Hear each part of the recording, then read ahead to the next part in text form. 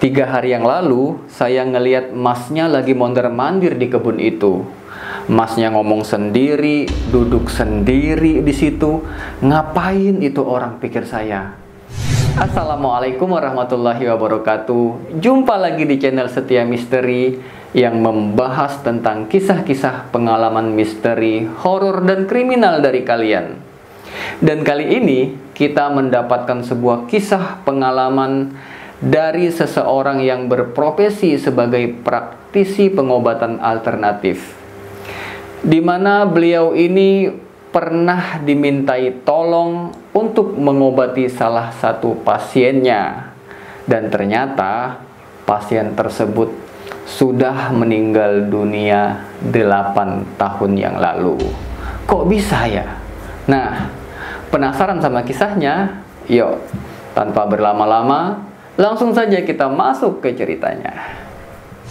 Kejadian ini dialami oleh Mas Ari, seorang ahli pengobatan alternatif asal kota Tangerang, di tahun 2023 lalu, tepatnya di sekitaran bulan Agustus lah. Jadi kejadiannya ini bermula ketika Mas Ari ini mendapat kabar kalau ada salah satu tetangga di kampungnya itu menderita stroke. Jadi pasiennya ini kondisinya lumpuh, nggak bisa jalan, dan kedua tangannya pun kaku, nggak bisa digerakin sama sekali. Nah, karena merasa iba, lalu Ari pun menawarkan diri untuk menolong tetangganya tadi, tanpa meminta imbalan sepeser pun. Setelah mendapatkan izin dari pihak keluarga, akhirnya mulailah dia melakukan terapi setiap hari dengan penuh kesabaran, telaten, sampai tepat di hari ke-18, kondisi pasien yang tadinya nggak bisa jalan, kini udah bisa jalan, dan kedua tangannya pun yang tadinya kaku, bengkok, kini udah bisa dilurusin dan digerakin. Seneng dong pasiennya tentu, termasuk semua keluarga. Nah, dari keberhasilan Mas Ari ini menterapi pasien tetangganya tadi, mulailah nama Mas Ari dikenal banyak orang. Dari mulut ke mulut, dari tetangga ke tetangga, sampai berdatangan nih pasien dari berbagai tempat buat minta diterapi sama Mas Ari. Sampai suatu sore, Mas Ari ini mendapat telepon nih dari nomor yang nggak dikenal, karena nggak ada di dalam kontak teleponnya. Lalu diangkatlah itu telepon. Pas dijawab, ternyata si penelpon ini adalah cewek. Namanya Asri. Di situ Asri ini ngaku kalau dia tinggal di daerah Balaraja, masih di wilayah Tangerang lah, tapi berbeda desa dengan Ari ini. Lalu Ari pun nanya lagi nih, Mbak Asri kenal saya dari mana? Nggak penting saya kenal Mas Ari dari mana, jawab Asri ini. Yang penting saya mau minta tolong sama Mas Ari. Saya tahu kalau Mas Ari pasti bisa kok. Oke, kata Mas Ari. Ada masalah apa emangnya? Apa yang bisa saya bantu? Jadi begini Mas, kalau setiap habis maghrib, itu badan saya sama ibu saya itu sakit banget. Kayak tulang-tulangnya rasanya mau lepas gitu Mas. Terus Mas Ari ini nanya lagi nih, sebelumnya pernah berobat ke dokter nggak? Pernah Mas, cuma nggak ada hasilnya, jawab Asri. Ya udah, besok pagi saya ke sana ya. Oh nggak bisa Mas, kalau bisa habis maghrib ini Mas datang ke sini. Saya sama ibu sakit banget soalnya Mas, saya minta tolong Mas. Akhirnya karena terus didesak dan merasa kasihan, akhirnya Ari pun mengiyakan permintaan Asri tadi. Dan singkat cerita, setelah diberikan alamat lengkap oleh Asri, sore itu pun Ari berangkat menggunakan angkutan umum menuju rumahnya Asri di daerah Balaraja tadi, Tangerang. Setelah menempuh beberapa saat perjalanan, tibalah dia di sebuah gang. Lalu Ari pun menghubungi lagi nih Asri. Mbak Asri, saya udah di depan gang nih. Kemana lagi nih arahnya? Lalu Asri pun jawab di situ. Ya udah, Mas masuk aja gang terus jalan, nanti ketemu kebun-kebun sama pohon bambu. Dan di situ nanti ada patok desa. Mas noleh aja ke kanan, ada rumah, nah itu rumah saya. Kejawab Asri ini. Tapi setiba di kebun dan di patok desa tadi, Ari nggak nemuin satupun rumah di situ.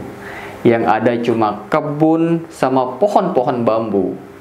Akhirnya Ari pun balik lagi nih ke pangkal gang tadi. Sambil noleh ke kanan, ke kiri, kali-kali ada rumah. Tapi tetap aja dia nggak ngelihat di mana posisi rumah Asri ini. Sampai dia udah bolak-balik nggak ketemu juga. Dia pun sempat mikir di situ nih, apa gua lagi dikerjain ini ya? Akhirnya dia pun menghubungi lagi nih Asri. Dan Asri pun ngejawab, ya udah, Mas Ari tunggu di patok desa dekat pohon-pohon bambu tadi. Nanti saya keluar rumah sambil dada-dada nih ke Mas Ari. Oke, jawab Mas Ari. Dan singkat cerita, setelah keempat kalinya dia bolak-balik di tempat itu, tiba-tiba Ari ngeliat nih, ada sebuah rumah di tengah kebun. Dan Asri yang lagi berdiri di depan rumahnya sambil melambaikan tangannya ke arah Ari. Lalu disamperinlah nih sama Ari. Asri ya? Tanya Ari lagi. Iya mas, jawab Asri. Ya udah ayo masuk. Diajaklah nih Ari masuk ke rumahnya. Dan ternyata nih kalau digambarin sosok Asri ini seorang wanita muda lah, usia sekitar 25 tahun, cantik, putih, langsing dan tampak agak genit lah orangnya. Nah, karena takut kemalaman pulangnya, Ari pun langsunglah mulai terapi di situ. Dan selama terapi berlangsung, semuanya berjalan normal, baik-baik saja. Pokoknya nggak ada keanehan dan keganjilan sama sekali. Bahkan dia sempat disuguhin minuman teh hangat sama kue jajanan pasar di situ. Semuanya normal-normal aja. Sampai pas terapi selesai dilakuin, tiba-tiba hujan turun deras banget. Dan awalnya Ari ini mau langsung pamit pulang. Tapi menurut Asri, kalau di atas jam 9 malam, angkutan umum di daerah itu tuh udah nggak ada. Akhirnya Ari pun diminta untuk nginep di situ sampai nunggu besok pagi, barulah pulang. Akhirnya dia pun menghubungi istrinya nih buat minta izin ngasih tahu kalau malam ini dia nggak pulang karena hujan deras dan nggak dapat angkot gitu. Lalu istrinya pun ngizinin di situ. Sampai tiba besok subuh, Ari tiba-tiba dibangunin nih sama Asri. Dan dia sempat diingetin untuk sholat subuh di situ. Mas, bangun mas, sholat subuh dulu. Nah, selesai sholat subuh, Ari pun pamitan nih sama Asri sama ibunya juga. Dan dia dikasih uang nih sama Asri sebagai tanda terima kasih lah. Dan gak tanggung-tanggung, dia dikasih 500.000 waktu itu. Tapi Ari ini nolak nih.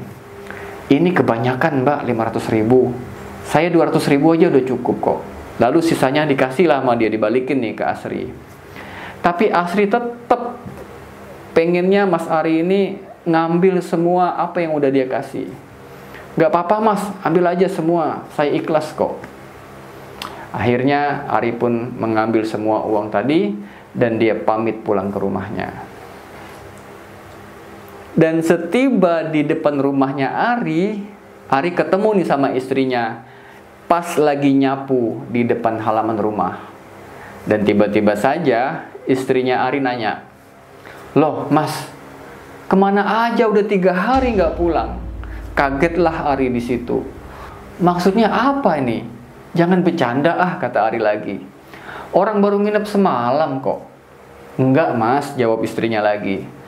Nah, karena penasaran, dibukalah tuh HP sama Ari. Dia ngeliat nih hasil chat-chatan kemarin nih sama Asri. Dan ternyata benar. Chatan itu udah 3 hari yang lalu. Kagetlah dia di situ. Nah, karena masih penasaran juga, apa maksud dari kejadian ini? 3 hari kemudian, Ari ini kembali nih menuju ke rumahnya Asri. Tapi kali ini dia datang siang nih, nggak maghrib lagi kayak kemarin. Pas nyampe patok desa yang ada di kebun tadi, sama sekali dia nggak nemuin satu rumah pun di situ. Lalu Ari pun mampir ke warung yang nggak jauh dari tempat itu. Nanyalah dia ke si ibu pemilik warung. Bu, ibu tahu nggak rumah teman saya, namanya Asri, yang tinggal di patok desa di kebun itu? Lalu ibu warung pun jawab, itu dia mas. 3 hari yang lalu, saya lihat masnya lagi mondar-mandir di kebun itu. Masnya ngomong sendiri, duduk sendiri. Ngapain itu orang, kata si ibu warung tadi. Lalu diceritainlah nih sama Ari, kalau dia baru habis ngobatin pasiennya yang namanya Asri, yang tinggal di rumah dekat patok desa tadi. Ngedengar cerita Ari tadi, hebohlah satu kampung itu. Sampai akhirnya datang seorang warga asli situ, dan dia cerita nih, kalau dulunya memang ada cewek namanya Asri, cantik orangnya kata dia. Tapi dia udah meninggal 8 tahun yang lalu.